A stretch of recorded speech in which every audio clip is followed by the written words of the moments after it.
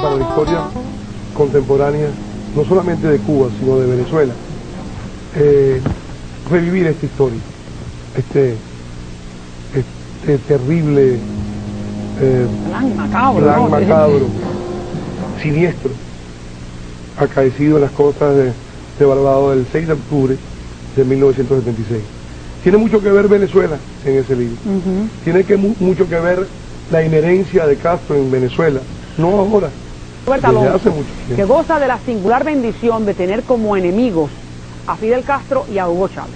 Mientras que Chávez lo ha acusado de conspirar en contra de su gobierno y de entrenar en Venezuela, en su propia finca, a paramilitares colombianos para derrocarlo, Fidel Castro, por otra parte, lo está buscando por revelar en este libro, el cual vamos a discutir en la noche de hoy, la implicación de su régimen en la voladura del avión de Cubana de Aviación en Barbados en 1976. Usted lo ha oído, es un libro que ha sido escrito hace unos cuantos años, pero que ahora el señor Alonso tiene nueva información que constatan que esta tesis es verdad. No fue Posada, no fue Bosch, no fue el que usted está pensando, fue el propio gobierno cubano el que hizo volar el avión. Dos momentos históricos, tanto para Venezuela como para Cuba, donde Fidel Castro cambió los acontecimientos, el primero con un discurso, que ya lo vamos a conversar, y el segundo con una llamada telefónica, ni siquiera directa, sino a través de su embajador, al general Vázquez Velasco, jefe del ejército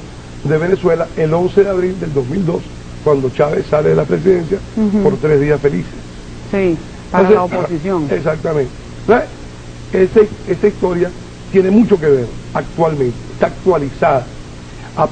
Además de que, como siempre sucede, después que yo escribí el libro en el año 85, fueron apareciendo nuevos elementos, pero ya era tarde, porque ya el libro estaba y usted también, aparte de este libro, que como usted dice, lo está actualizando, tenemos Alertas, que es el último que usted acaba de editar, que es Alertas Clásicos. Usted le llama alertas a los boletines que usted ha estado emitiendo durante estos 4 años, alertando al gobierno al pueblo venezolano sobre lo que el gobierno de Chávez está Exactamente, haciendo. Esos son los alertas más importantes, los que más feedback han generado.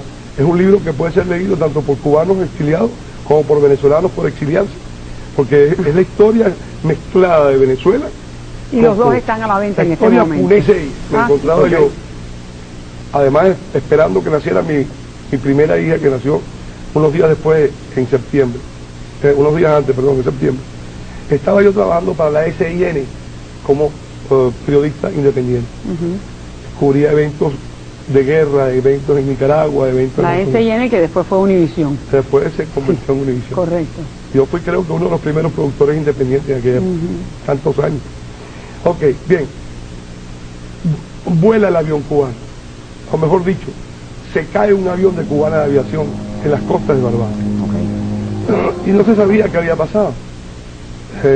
No fue hasta 2 o 3 días después que se habla de un siniestro, de una explosión, de un sabotaje.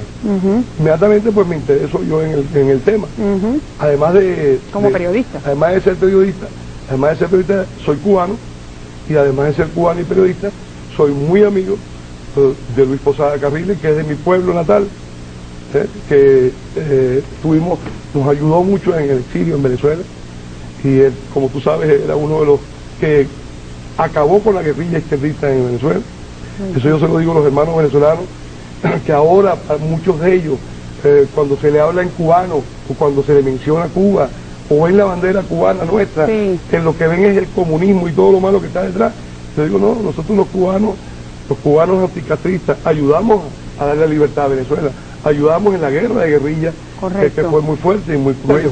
Y yo me aboco a la producción, a la investigación de este siniestro, y a la producción de un video que finalmente se pasó en Miami y que demoramos prácticamente 10 años en producirlo. Cae el avión y se decide que es un siniestro provocado supuestamente por Luis Posada Carriles en la fase intelectual, por Orlando Bosch, y directamente por Hernán Ricardo y Freddy Lugo, que eran 2 muchachos venezolanos. Que trabajaban en donde que trabajaban para la DICIP, venezolana, que es la oficina de inteligencia. Vamos a decir, claro, el gobierno de Fidel apunta hacia Posadas y hacia Bosch. ¿Qué pasa después? Ahora, empieza a haber una serie de marañas en todo esto. Cada vez que yo metía la nariz en alguna investigación, salían a relucir, qué sé yo, 40.000 sapos y culeos. Y empezamos a investigar, pero no teníamos muchos elementos, porque en Venezuela los juicios son secretos, o eran entonces secretos, los secretos sumariales, y uno no podía internarse a investigar qué es lo que se estaba tramando dentro. Pero los abogados siempre filtraban información y me daban información, me está pasando esto, investiga tal cosa. Todo iba muy lento, hasta que 4 años después de juicio llega a nuestras manos un informe llamado el informe Rarde, realizado por la Real Fuerza Aérea de Gran Bretaña, porque hay que recordar que Barbados forma parte del Reino Unido. Correcto. Entonces contrataron a un señor llamado Eric Newton, que es el que va a investigar el siniestro. Lo que ocurrió. Y Eric Newton, usted me dice que es uno de los expertos en siniestros o en accidentes. Tenía más de 250 casos estudiados de siniestros. 4 años, y el caso lo que hace es enmarañarse. Como se enmaraña ahorita los juicios en Venezuela, que lo pasan un juez y el juez dice que eso es militar, el militar dice que es civil, y se enmarañó el juicio durante 4 años. Al cabo de los 4 años aparece el informe Rarde, que estaba escondido por el gobierno de Venezuela, estaba engavetado en el estudio y otras cosas más. En el estudio sale que la bomba fue de dinamita comercial, porque él descubre algunos cuerpos que salieron a flote y algunas maletas, y había rastros de nitroglicerina, que es el componente de la dinamita comercial. Luego descubre que la bomba no fue puesta en el baño, sino que fue puesta en el compartimiento de carga. ¿Por qué él descubre esto? Porque algunos de los cuerpos que estudiaron tenían fragmentos de piso en la parte posterior del muslo, o sea que la explosión venía de abajo hacia arriba. Si la explosión hubiera venido, la onda expansiva hubiera venido del baño, hubieran tenido todas las metrallas en la espalda. Entonces descubren que ya no, pero entonces se presenta un cuadro impresionante. Otro tipo de explosivo y en otra localización. Y en otra localización. Ahora, ¿qué prueba eso para empezar por ahí? Prueba que Hernán Ricardo no pudo haber puesto la bomba. Siendo la historia de lo que dice este libro, Los Generales de Castro, una historia, una tesis que seguramente usted no ha escuchado antes, donde él acusa al gobierno de Fidel Castro de haber volado el avión de Barbados. Y ahora hay nueva información que lo acerca más a la verdad, según usted considera, y la relación que existe entre Chávez y Fidel, y cómo ambos están haciendo planes similares. Me dice que el tabaco del avión estaba en el fondo del mar, y el gobierno británico le ofreció el tabaco del avión, lo que es el avión en sí, pues. Dicen el tabaco, la parte donde van los pasajeros, el fuselaje del avión. El cuerpo estaba siniestrado en el fondo del mar. Y el gobierno británico le dice a Castro que ellos pueden recuperar ese tabaco. No solamente para las investigaciones, sino lo pueden recuperar para llevar los cuerpos a sus familiares en Cuba. Y él le dice que no, esa es la tumba de estos señores y estos sagrados, y Fidel Castro hablando de cosas sagradas.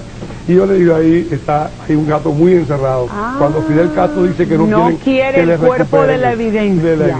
Entonces, pero espérate, eso está muy bueno. Entonces, el mismo señor que firma la investigación que hacen los británicos, que supuestamente tiene que ser un poquito serio, que es el informe Rarde, ese le está contando a usted que los británicos, como tienen la tecnología y el poder de levantar desde el fondo del mar el cuerpo del avión, y Fidel le dice que no. Fidel le dice que no.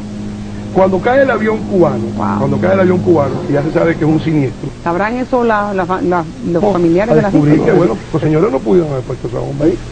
Eran inocentes. Total y absolutamente inocentes. Porque no había pruebas en su contra. No había pruebas en ese momento en Estados Unidos, porque a toda esta tenían que también hacer otros trabajos. Estaba investigando, El gobierno de Venezuela se entera que yo tengo todas estas informaciones, etcétera. Ya había cambiado inclusive el gobierno.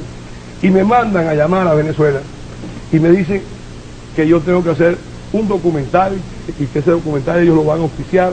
Me mandan a una estación de televisión muy cercana a nosotros, pues, para que me den todos los clips de videos que habían salido. ¿Cuál es el gobierno que le pide esto?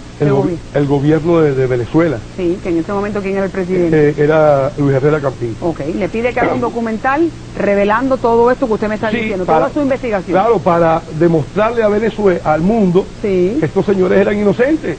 Y que ellos están, una cosa que no tenían que haberla hecho, porque ellos son autónomos, el Poder Judicial es autónomo, debería de serlo. Supuestamente en un sistema democrático. En un sistema democrático, sin embargo, nunca lo ha sido, es verdad. Y aquí vemos la inherencia ahora del Poder Ejecutivo ante el Poder, tratando de enmendar la plana al Poder Judicial. Bueno, el caso es que yo voy para allá y me dicen que está todo a la orden, me reúno con el presidente de la Corte Marcial, el general de división, Elio García Bustillo, que después murió, Elio García Barrio, todo tiempo que me perdono así, y confundo los nombres. Me ponen toda la orden, me mandan para una estación de televisión para que me den todos los clips que necesito para el programa. Y un buen día, me dicen que tengo que hacerle entrevista a estos señores en la cárcel. Pero que tengo que pedir una autorización, que es un paripé, que es nada más que un formalismo, al ministro de la Defensa. Ahí están las cartas, al ministro de la Defensa, se la hago. Permítame entrar a ver a Posadas, a Bosch, a Ricard. A instancia del propio gobierno de Venezuela. Vale. ¿Qué pasa? Entonces yo tenía acceso inclusive a todas las cosas que el público, cuando Fidel Castro se entera de esta sentencia, y ahí vamos a concatenar con la historia de Venezuela, y para que vea el venezolano, y eso yo lo he dicho mucho, yo lo he escrito en mis alertas, y digo cómo las inherencias de Castro, que Castro manda en Venezuela, no solamente en este momento directamente, en otras oportunidades indirectamente. Cuando Castro llega y se entera de esa sentencia, él reúne a 1 millón de sus seguidores allá en la Plaza Martín, Plaza de la Revolución, y dice esto, oigan bien lo que dice, no caben aquí excusas ni pretextos de ninguna clase, todo el mundo sabe que ellos fueron los autores del sabotaje, todo el mundo lo supo de los primeros días y las pruebas eran irrebatibles. Las autoridades venezolanas saben que están absolviendo a los culpables. Ahora bien, aquí viene lo bueno, si son liberados en definitiva los autores de ese repugnante y monstruoso crimen, Cuba considerará a ese fiscal, a esos jueces y fundamentalmente al gobierno de Venezuela como los responsables del monstruoso crimen cometido el 6 de octubre del 76. Una inherencia descarada, una bofetada a las Fuerzas Armadas venezolanas, una bofetada al gobierno de Venezuela, al sistema judicial venezolano. Una amenaza también. Una amenaza directa al gobierno. Son palabras de estaba yo en mi casa. Y me toca la puerta y era un soldado para traerme una comunicación del ministro de la Defensa negándome la entrada al cuartel. Bueno, pero ¿qué es esto? Y hacer la entrevista. Y hacer la entrevista. Inmediatamente me suena el teléfono y era el coronel que me había buscado en el consulado de Nueva Orleans. Por cierto, me mandaron y me dice que no se puede hacer nada. Que me olvide del documental. Bueno, yo le dije, mire, los gastos, no, eso si no te lo pago yo de mi bolsillo. Hasta todavía estoy esperando que el coronel dijo que son todos unos cobardes de arriba hacia abajo. Eso hay un artículo en mi página web que se llama Recordar es Vivir, donde yo he hecho el cuento ese. Pero entonces yo agarré... ¿Qué justificación le da? No, ninguna. Para el coronel, para dar el plan. Como son las cosas en nuestros países, nadie habla más nada. Yo traté de ir a ver al presidente de la Corte Marcial, ni me recibía. Cuando él me recibía, él tenía unas leonas en la Corte Marcial, y a mí me gustan los animales, entonces íbamos a ver las leonas y todo ese show. Y nada, de repente le cortaron el agua y la luz, como dicen los cubanos. Y en la estación de televisión privada también me trancaron me bajaron la Santa María. Y nadie le da una sola explicación en por qué el documental no se va a hacer. Nadie me da una sola explicación. Empieza la relación entre ambos gobiernos aquí ahora, cuando llegó el gobierno de Chávez. La relación viene de antaño. Entonces usted me dice, ¿qué pasó? Bueno, y antes de irnos a comerciales, tú dijiste algo muy importante, que el gobierno de Venezuela, en conchupancia con el gobierno cubano, trata de ocultar ciertas evidencias. Y la razón es la presión que le pone Castro. Yo quiero hacer un pequeño paréntesis, porque es importante. La presión que le pone Castro, no solamente ahora a su amigo Hugo Chávez, sino también a los gobiernos democráticos que respetaban las reglas. Cuando Hugo Chávez renuncia, porque renunció a la presidencia de Venezuela, el 11 de abril, ¿verdad? Él llega y se entrega al general Vázquez Velasco. El general, estamos hablando del año 2002 ahorita. Nada tiene que ver con los generales de Castro ni el libro. Correcto. Él llega y se lo entrega a la custodia de 2 jóvenes oficiales, que están asilados en Santo Domingo. y le dice, cuídenme al teniente coronel con su vida. Pero se lo roban. Al otro día, cuando el general Vázquez Velasco va a buscarlo, esto dicho por el general Vázquez Velasco, me lo dijo a mí y lo ratificó en un programa de radio, Mesa Redonda, que tenía yo con el doctor Armando Pérez Roura, desde Venezuela. Le roban a Chávez. ¿Quién se lo roba? Bueno, él no sabía. A estos dos oficiales. Bueno, estos dos oficiales se lo entregan a la Armada, a la Marina de Guerra. Sí. Él no lo sabía en ese momento. Él le dice, bueno, me lo robaron. Dice, bueno, general, ¿cómo usted no le dijo aquí a los señores que cuidaran con su vida? Sí, pero cuando yo voy que es la vida de Chávez, no, Chávez no está, ni los muchachos estaban, ni nadie.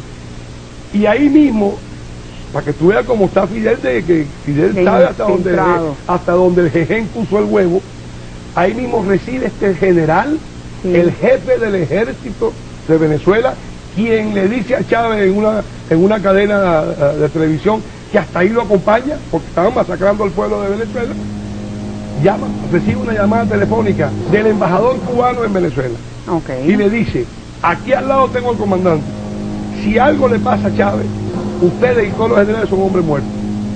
Eso no solamente me lo dijo Vázquez Velázquez a mí en privado. Que lo había oído del embajador cubano.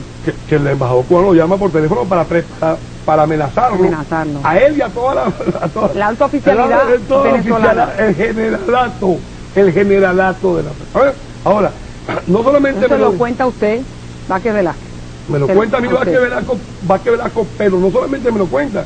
En Mesa Redonda, que lamentablemente no está en la grabación, en Mesa Redonda yo entrevisté al general Vázquez Velasco y él lo dijo aquí en Miami, desde Venezuela, en el programa Mesa Redonda, todos los jueves hacía yo con don Armando Pérez Roura y yo en Venezuela. Pérez Roura aquí y yo allá. Y él lo dijo a los micrófonos de Radio Mambí. Entonces no es nada... Excelente anécdota. Por lo menos le recuerda al que me está escuchando. Bueno, modificó la historia de Venezuela. Una vez más. Una vez más. Es que eso es lo que... Por eso son mis alertas. Por eso ese libro que está allá, que es el que recopila todos los alertas importantes, aquí están. Yo le digo al pueblo de Venezuela, mira, esto es... Cada vez que pasaba algo en Venezuela, que era similar a Cuba, por ejemplo, los gallineros verticales y las cosas y eso, la ubre blanca, vamos a sembrar café en todos lados, eso ya lo hizo Fidel, y fue un fracaso. El cordón, el cordón cafetalero, eso fue puro show. Y la gente decía, cuando cae el avión, y ya Fidel Castro declara que fue un siniestro, él publica 73 fotos de los siniestrados. 73, de los muertos en el avión. Publica todas estas fotos, inclusive en los periódicos de Venezuela, uno puede ir allá a la hemeroteca y ver las fotos de primera página, en página entera, los 73 fotos. Inclusive en Cuba creo que hizo hasta un museo. Es correcto. Y ahí están todas las fotos de los 73. Excelente anécdota, muchísimas gracias. Llegan las fotos, ¿qué es lo que sucede? Y ahí mismo nos enteramos que el gobierno de Venezuela había recuperado las fotos, famosas fotos, que Hernán Ricardo tomó a los que murieron en el avión. A los que estaban a bordo. El muchachito fulano de tal que era esgrimista. Aquí está. Papá, aquí está. Sí. Fulano de tal, aquí está. El chino. El norcoreano. El norcoreano, aquí está. Pam, pam, pam, pam, pam. ¿Y quiénes son estos 7 que están aquí? Está diciendo que se encuentran con las fotografías de estos 7 señores, que ustedes no saben quiénes son. Nos sobran 7 muertos. 7 muertos, sobran 7 muertos. Entonces se le fue un strike y tener 7 muertos que no sabe quién es. Estos 7 muertos tienen que encajar en algún lado. Bueno, mira, María, nos demoramos 4 años más. Teníamos que investigar esta foto. Empezamos a hacer investigaciones. Siempre uno tiene suerte. De mes en mes, en 3 meses, encuentra alguien bueno. Le caen algo por ahí bueno, mira, y nosotros buscamos los leads en todos lados. Tú eres periodista, que a veces uno busca, uno cabecea en 100 lugares y da con algo interesante. ¿Y entonces? Pero lo más interesante nos vino de Cuba. Lo más interesante nos vino de Cuba con la primera foto que descubrimos, que era un general, sobre todo en no te olvides también que Posada era un hombre muy querido dentro de la inteligencia venezolana. Correcto, los ayudó grandemente. Los entrenó. Sí, correcto. Entonces se jugó la vida por ellos. Entonces tenía muchos amigos adentro. Esos amigos me llamaban. Me decían, mira, vete para tal lado, vete para Angola, vete para... Pero bueno, mira aquí esto, no, que parece que allá hay algo, que no sé cuánto. Entonces yo cabeceaba. Pero cuando ya me dicen que este señor es un general, vuelvo a agarrar para Angola. Otra vez. Y ahí empiezo a entrarme. El libro mío empieza justamente en Angola. ¿Ven? Cuando ahí empiezan a recibir la información de qué nombre iba con qué cara. Exactamente. Y el Estos rango, generales, todos eran generales. bueno, en aquel entonces no había generales, no tenían ese cargo. Sí. Ese cargo se hizo en Angola después. Okay. El ejército cubano no usaba generalato, eran todos comandantes. Otros grados, qué sé yo, sí, qué no, eran. pero, cualquier cosa era, cualquier cosa, ellos cambian siempre. Pero el caso es que me explican que eran oficiales, que después fueron generales, que tenían poder militar, tenían poder de tropa, eran queridos por sus tropas. Me echaron los cuentos del general, del teniente, o del capitán, o del teniente político, que le daba orden a los generales, como en Venezuela sucede ahora que los cubanos y de menor rango le dan órdenes a los generales venezolanos. Eso es voz populi. Y que los generales venezolanos le hacen caso y aceptan esa humillación. Aceptan esa humillación, pero llevan a todos estos familiares de estos señores, le había dicho que se murió en combate o en esto, en lo otro, están enterrados sus cuerpos de paz. Lo cual es muy fácil de hacer en un país donde no hay prensa, donde no hay abogados defensores que te defiendan, fiscales que acusen al rey. ¿Okay? Entonces nos damos cuenta que ese primero es un general. Y como ya nos habían dado pitazos a través de las investigaciones, porque el gobierno de Venezuela ya hacía sus investigaciones. También. Claro, el gobierno de Venezuela lo sabía, por eso que me tranca la puerta. Aquí tenemos una papa caliente. El gobierno de Venezuela sabía que al estos ver señores... esa fotografía, que no, una cosa no concordaba con la otra. Exacto. Okay. Y dice aquí hay que callar a este señor, porque el señor está muy impulsado. El señor significa usted. Este que está aquí está muy impulsado. Y vamos. Y cuidado, descubre la verdad. Puede ser que sea una historia ficticia. Usted considera que según las investigaciones, y ya me está explicando minuciosamente cómo fue la investigación, en realidad el gobierno cubano fue el que voló el avión de Barbados, porque tenía la agenda escondida de también salir de 7 generales, como usted me dice, estaban ya de cierta manera volteando. Fíjate, esa explicación viene mañana. Okay. Porque ahorita ya no tenemos tiempo. Y es importante porque aquí hay un elemento nuevo que mañana va a aparecer, que se llama Ricardo Morales Navarrete, alias el Mono Morales, que le da un vuelco a todo esto impresionante, ¿verdad? Que nos hace llamar a Miami para darnos una entrevista y que a los días de la entrevista lo matan, supuestamente.